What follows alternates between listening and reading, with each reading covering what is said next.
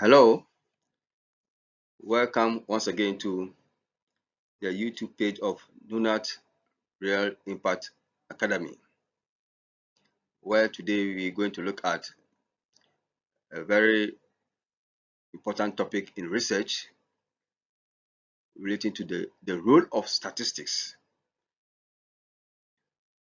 Hate it or love it, statistics is one subject area that we all require to have an understanding to be able to do very good research, especially quantitative research. But before I start, a recap of our previous lesson, which focused on what research actually is, and we try to uh, distinguish between the layman definition of research as used in the public domain and also the academic research. And more importantly, we emphasize that uh, what we normally do in terms of literature search in reading volumes of literature is not research per se, although we often use that phrase that I did my research, but then in the proper sense, it is what we call literature search.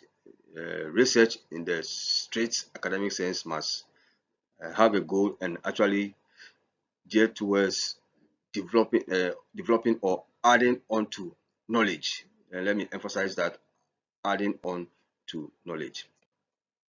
And so today, as I said earlier, the topic is on the role of statistics in research. And as I said, hate it or love it, you need it.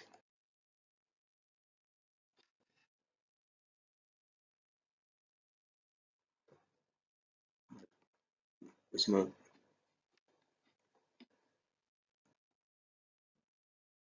Okay, so this is how the lecture has been structured in terms of outline. So we're going to look at why statistics, and then we also deal with data and statistical analysis, and then also look at the two main branches of statistics. Then there will be some discussion on what we need to know in terms of choosing the right statistical approach or tools. And then in ending, we will deal with software and statistical analysis, and then how to deal with statistics in our research so that we're able to convey our data meaningful to readers. And so, why statistics? Well,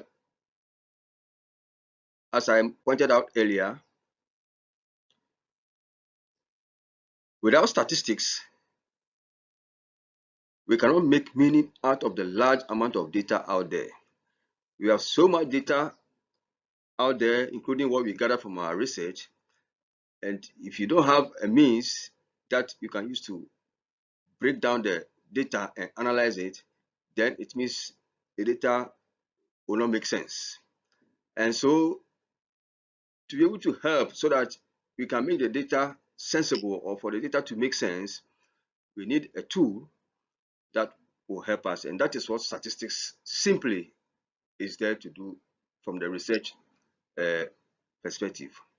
And here, let me say that I'm not speaking as a statistician, but I'm speaking as a researcher who has used statistics in a wide range of data analysis and trying to break it down for everybody to understand the use of statistics in research, and not as the statistician will use it in other uh, areas in their domain. And so, as I said, whether you love it or not, statistics is something that we all have to deal with. And it's common that many people try to shy away from statistics because they hate it. But then, as I said earlier, whatever discipline you are in, and you are required to do research, you will need a means to analyze the data to make sense out of it. And so you cannot run away from statistics. And if you put your mind to it, that is the reason why statistics is a module in every discipline or course that you pursue throughout your academic career. So it's not something that you can run away from. If you run away from the earlier stages, you go and meet it at the higher stages once you are doing research. So I will say that everybody needs some understanding of basic knowledge of statistics, and it's very crucial, especially when it comes to quantitative research. And so, what is this issue about data and statistical analysis? Yeah, the issue here is that we have what we call scales of measurement or techniques of measurement, and these are linked to the way we collect data. And the way we collect data will influence what kind of statistical analysis or tool that you have to use in your research. Today's lecture is not focusing exactly on the scales of measurement, but I have the privilege to mention them here. And as you can see, nominal, we have ordinal, interval, and then ratio data. These are the four main types of data that we encounter in research. And in abbreviating, we call it NOAA, which, as those who are French speakers who understand, means black. So if you want to understand it or get it easier, use the term noir, which is black in French. And so you have nominal, ordinal, interval, and ratio data. Ratio data is the most precise. So when you are looking for precision and accuracy, ratio data is the most precise, followed by interval data, then ordinal data, and nominal data in that perspective. So what it means is that where you are using nominal data, then you must also be mindful that in terms of accuracy and sophistication in statistical analysis, nominal data is very much limited. But as I said earlier, data, in terms of the scales of measurement, you need to know which type of data that you are collecting or gathering to be able to influence the type of statistical tool you are going to use. So now you come to the two main branches of statistics. We have what we call the descriptive statistics, which basically is used to define and or describe data. And then we have inferential statistics, which offers us the opportunity to do prediction. And so I want ladies and gentlemen to really understand this clearly here, because this is where we have, as a researcher and having supervised a lot of students in academia, I find students having problems. Descriptive statistics is to help us to be able to normally define and or describe data, whilst inferential statistics is for prediction. And so you realize that descriptive statistics does not actually give us enough basis to be able to generalize our findings. But often you have students doing research, they will use descriptive statistics and further go on to try to generalize their findings, which suggests to us that they might not have defined their research questions properly, or may not have understood the use of statistics in research. And so I'll emphasize this further in the next slide. So here is the caution. Descriptive statistics does not provide enough basis to generalize your research findings. And we will get to know why. But let's look at what are some of the examples of descriptive statistics. Typical examples are what we call the central measures of central tendencies. And here examples are when you are calculating the mean, the mode, and the median. And I will also say when you pick a research document and you see percentages, frequencies here and there, these are all types of descriptive statistics. So descriptive statistics includes mean, mode, median, and those involving percentages, pie charts, and all those types are what we call descriptive statistics. And as I said earlier, this approach does not give you enough basis to generalize your findings. You can only restrict your discussions of the findings to the data or sample that you collect the data from. Then you have measures of dispersion, which involve standard deviation, variance, and range. They also all fall under descriptive statistics. And then we have measures of association, and an example will be trying to draw a simple scatter diagram. And so the information here is that when you use these types or this branch of statistics, then you don't have enough basis to attempt to generalize your findings. But this is what we have often seen in academia with students doing descriptive statistics and still seeking ahead to generalize their findings. And I've come across a lot of research documents which are flawed in that perspective. And so I will urge anybody who wants to do very good research to be able to clearly understand this in terms of the approach and how to use statistics in research. Now we come to inferential statistics, and as was outlined earlier, this is where your intention is to make prediction.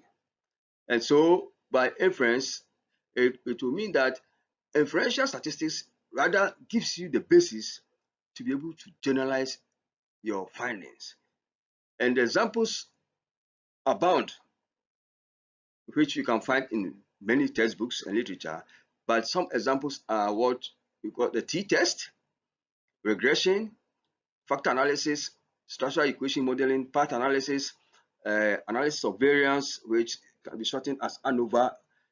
This and many others are examples of what we call inferential statistics, and they are used when the intention is to be able to make predictions so that you can generalize your findings. And so the challenge we have in academia with beginners and young researchers is that you have used descriptive statistics in analyzing your data. It doesn't give you the basis to generalize your findings, but you want to generalize the findings. And that's what I pointed out earlier that that will be flawed. So if the intention was to do prediction or to be able to generalize the findings, then if you have designed your research questions properly, it will mean that in analyzing your data, you would have used any of the methods here and many other more which are out there in terms of t-test, regression, factor analysis, structural equation modeling, path analysis, and then you have chi-squared and others. But if you fail to use this and you still go ahead to generalize your findings, then it demonstrates a weakness in the understanding of the use of statistics in research, and also will make your findings flawed. And you realize that in terms of what I would say an alert, inferential statistics will require test of hypothesis or test of significance. And so this is where many students are found wanting. They've done descriptive statistics. There's no test of hypothesis and test of significance, which is the basis for generalizing your findings, but they attempt to go ahead to generalize your findings, their findings, And so this two main branches of statistics are very critical and are at the core of trying to choose an appropriate statistical tool for research analysis to be able to convey your message in the manner that is required of rigor in academia and statistical analysis. So what would be the norm in terms of choosing the appropriate statistical tool? Here, this must be influenced by the research questions being addressed. And so the type of research question that you want to address will determine what kind of statistical tool is going to be used. So if, for instance, the essence is just to describe data, which will mean that in the first place, once you just want to describe or define the data, it means you might be collecting nominal data. And by choosing nominal data will influence the type of statistical tool, which may suggest that some type of descriptive statistical tool will be useful. Then in that case, but if you want to build a relationship or establish a relationship between two variables, then you will find out that nominal data might not be appropriate, and the choice might be between going for ordinal or interval data, or at best in the laboratory situation, maybe looking for a ratio data. And then in that case, it means you have the opportunity to do maybe regression or many of the other sophisticated statistical analysis, which are under inferential statistics, and then that will give you the basis to be able to generalize your findings, and then also the type of data or scale of measurement involved, and that is what I've just talked about. That after you have gotten the research questions right, which data do you have to collect in terms of scale of measurement? Because if you use the wrong data set, then it means it will not align or synchronize with the statistical tool that you want to use. And then there's also the aspect of whether you are dealing with parametric or non-parametric data. And for those of you who don't understand this, may have to read other statistical books or talk to statisticians. But generally, parametric data will normally obey the assumptions of normal distribution. And normally, non-parametric data is when your data violates the assumptions of normal distribution. And it might interest you to know that under the statistical tools, there are different tools for parametric data and different sets of tools for non-parametric data. So for instance, if you collect data under non-parametric conditions, you cannot use a statistical tool which is designed for a parametric data to analyze your data, and that also will mean that your findings will be flawed. And this is also a common example that we see a lot in academia and in research papers. So for instance, the central limit theory might say that or say that your data sample size must not be less than 30 for your findings to have validity in analyzing your data using statistics. So you collect data and your sample size is less than 30. It means you have violated the assumptions of normal distribution, and that will mean that a tool that is specified for parametric data analysis cannot be used. So you have to look for the equivalent of that tool in non-parametric to be able to use it. And those are more of going into statistics, and I will urge listeners and readers and also viewers to probe further by picking various statistical books to avail themselves. So here comes the issue. As I said earlier, of course, there might be many people there who dread statistics. But as I said, whether you hate it or love it, we are all going to need it. But the good thing is that it's not like the old days where you have to be confronted with these calculations that can confuse you, so that many people who think that their mathematical background is weak will try to shy away from statistics. That is not the issue now, because many of these things have been made simple, and all these statistical tools can be found in softwares. And so the most important thing here now is to be able to understand the basic things about the statistical tools and also how to interpret your findings. See, so you have the analytical tools all embedded in software which can be used for analysis and making statistical analysis easier for all of us. But the issue here is that often when you read academic reports, students will write that, for instance, we used SPSS, which is a software. You can have you have a mini tab, grand part. There are not a lot of them are out there. So, for instance, they use SPSS in analyzing it. But SPSS is a software, all right. But inside within SPSS, what specific statistical tool did you use? So a better way to put it would be that maybe I use regression, multiple regression analysis embedded in software, so as SPSS. That would be a better way. But just to say that I analyze my data of SPSS normally will not make sense in terms of statistical analysis. But the tool itself is critical to be mentioned, and I think that is where I wanted to draw the attention to, because it's a common mistake that you find in a lot of academic papers.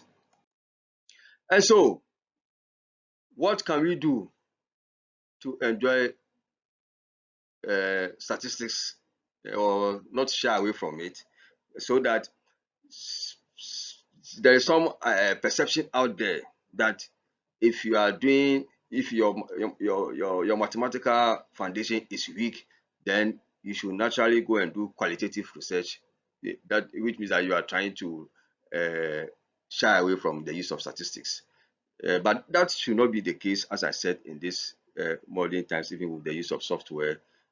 Because as I said earlier, it is your research question that will help influence whether you are going to use a statistical approach or a non-statistical approach. And so you cannot just assume that because your mathematical foundation is weak, because of that you have to shy away. But it must be convincing and based on sound logical scientific argument.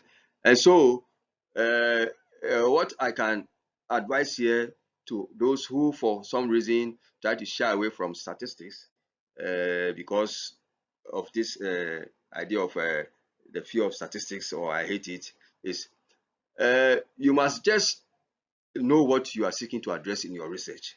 If you know what you are looking for in your research, it will determine what statistical tool that you have to use. So if what you are seeking for does not require statistics, then that one is enough basis for you to use another method. You must also know your data very well in terms of whether you are going to deal with nominal data, ordinal data, interval data, or ratio data. You don't end up collecting nominal data when you are actually looking for relationship between two variables or association or causality. So if you miss it from that level, it means your in addressing your research findings will be flawed in that sense, and that makes it difficult to achieve your objective. And it's always important that statisticians are out there ready to help. So if you are in doubt, you need to seek help from the statisticians. But then in seeking help from statisticians, it will mean that you understand your research very well and your research questions, because you need to be able to explain your research questions to the statistician for him or her to know what exactly you are seeking for. And then in that case, they can advise you properly on what statistical tool to be able to use in your research. And in ending, I would say that this edition, I actually try to only focus on the role of statistics in research from a researcher's perspective, and not from somebody who is a statistician, because statistics is very broad and covers a lot of areas. And so at this point, I'm only speaking from the perspective of having used statistics in research, so that it can be related to what is in practice, or no, sorry, in theory, in terms of what the statistical theories are. And I'm hoping that it has been useful to you. But if you need further information, there are a lot of literature around that you can read, especially published articles, and you find time to read the methodology, and that will help you to be able to keep abreast of some of these things. But then let us just understand that there are two main branches of statistics: descriptive statistics and inferential statistics. The caution is that descriptive statistics does not give you give you enough basis to generalize your findings, and so don't focus on doing descriptive statistics when your intention is to do prediction and generalize. Thank you very much.